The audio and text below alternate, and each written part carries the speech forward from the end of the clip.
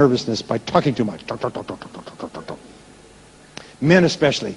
Men are worse at this than anyone else.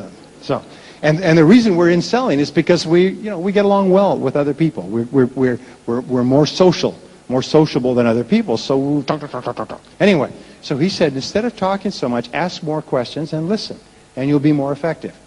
And I did, and he was right. And that helped me an enormous amount. So ask people, what one skill, what one change in what I'm doing would help me more than anything else? And they'll tell you, if you were a superb prospector, if you were so good at prospecting that people were literally coming in the windows with their checks trying to buy from you, if they were lined up in the corridor when you got to work in the morning with their checks saying, me first, if you were such a good prospector that when you phoned, they said, thank heaven you phoned, can I send a car for you? If you were such a good prospector, would that double your income? Say yes. Okay, then set that as a goal. I'm going to be superb at prospecting. And then the only question you ask once you set it as a goal is what? How? How do I become so good at prospecting that I have so many prospects I don't have time to see them all? That becomes your question, right? For the rest of your life, from now on, say, what one skill would help me the most? And it's always the skill where you're the weakest.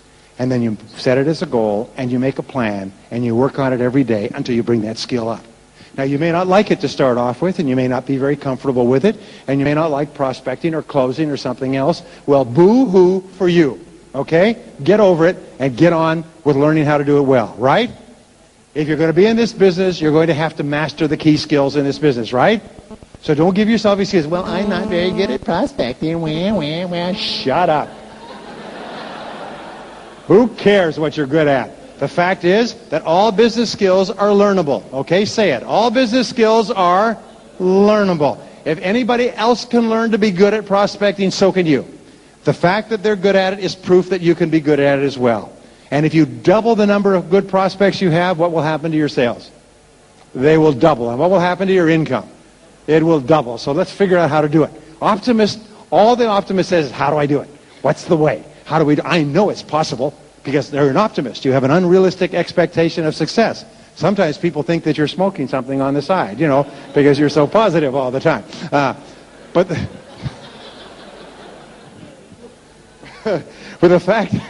the fact is, anything anyone else has done, you can do. Nobody's better than you. Nobody's smarter than you. Everybody's at the top of their field at once was an idiot.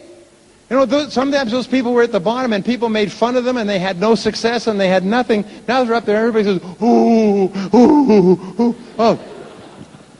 Believe me, anything that anyone else has done, you can do as well. Just make a decision what it is. Be absolutely clear. And then set your future, your ideal. Set the goal to achieve the ideal. Determine the skill that you'll need. Now here's the fourth orientation. And this is really important. It's called growth orientation.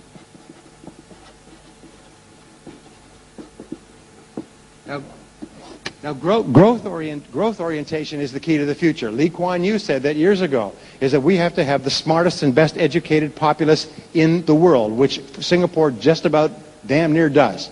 All right? Because this is a city-state built on brains. And our people have to be smart. We have to be connected to the internet. We have to be fluent in English. We have to be able to deal in the world market. This is brain power. So this whole country has been built on learning.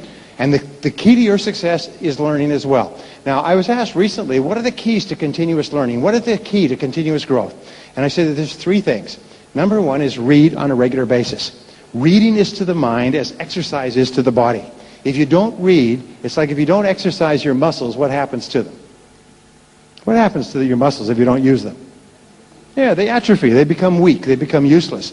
But if you use them, then they're strong and they work for you. They're available to you at all times. It's the same as reading. When you read, it takes total concentration. It activates more brain cells. It works out that muscles. It even amazes your mother-in-law. But you can actually become smarter, just like you can build muscles by